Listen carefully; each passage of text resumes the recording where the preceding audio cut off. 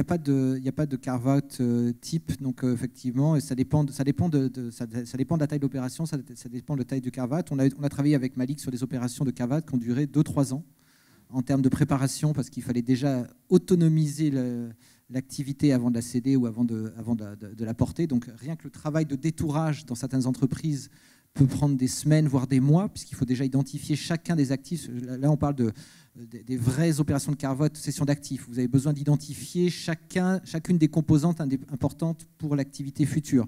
Et donc là, vous n'avez en général pas toute l'information centrale, et c'est encore plus vrai quand cette opération carve-outée et cross-border, donc vous avez des informations sur la France et dans plein de pays, et où des opérations où vous mixez des actifs et des titres. Et là, rien que l'état des lieux peut prendre de ce qu'on veut faire, de ce qu'on veut transférer est déjà très important, donc ça peut prendre des semaines, voire des mois.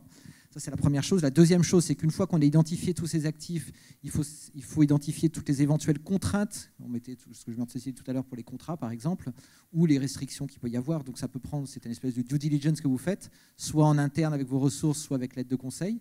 Ce due diligence qui nécessite que vous ayez fait en amont l'identification des actifs à transférer prendra un temps supplémentaire.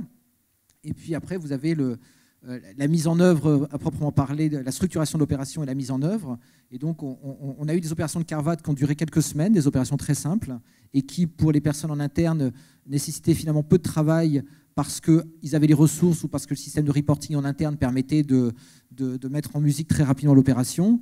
Et puis, on a des entreprises où, par exemple, en appuyant sur un bouton, ils ont le listing de tous les contrats, avec des tableaux de suivi. Et puis, on a des entreprises où nous leur apprenons, dans le cas des due deals, quels sont les contrats qui sont signés.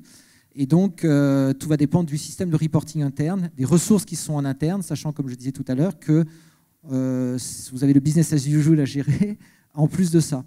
Donc, on a eu des opérations qui ont duré plus de 2 ans. Voilà, et on a eu des opérations qui ont duré quelques semaines.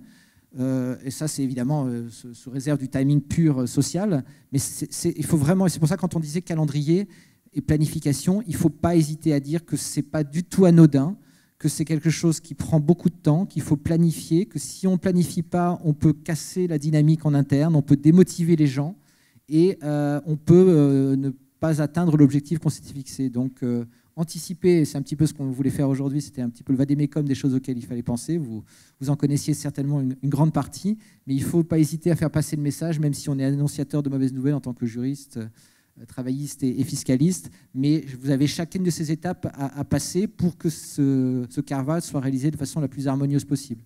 Donc malheureusement, effectivement, on n'aura pas de fourchette.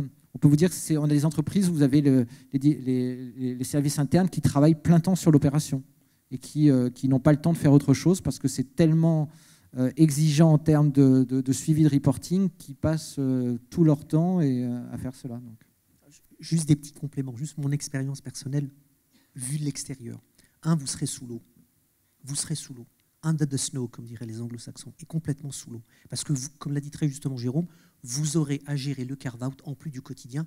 Et le quotidien vous occupe déjà à plein temps, donc vous serez à 150%. Ça, c'est le premier point.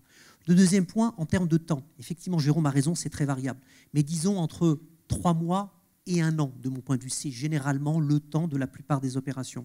Et grosso modo, en termes de répartition du temps, d'après moi, c'est 1/3 en préparation et 2/3 en phase d'exécution. Comme juriste, vous êtes beaucoup plus en phase d'exécution qu'en phase de préparation.